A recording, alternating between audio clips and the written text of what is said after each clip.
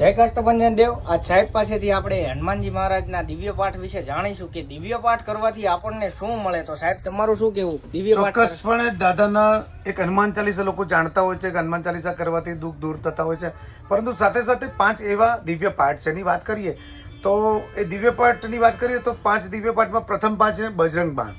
તો બજરંગ બાણ આપણે કરવાથી આપણા દુશ્મનો જે થઈને બેઠા છે ને અને જીવનમાં કાર્યક્ષેત્રમાં માર્ગોમાં જે અડચણ આવે છે ને એને દૂર થાય છે આ બજરંગ બાણ પાઠ કરવાથી.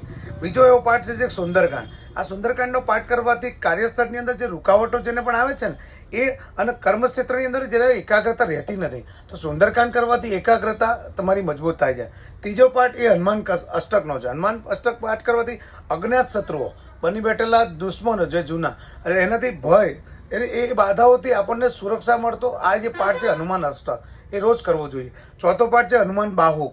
હનુમાન બાહુક દુઃખ ચિંતાઓ એમાંથી મુક્તિ અપાવનારો આ પવિત્ર સ્ત્રોત છે.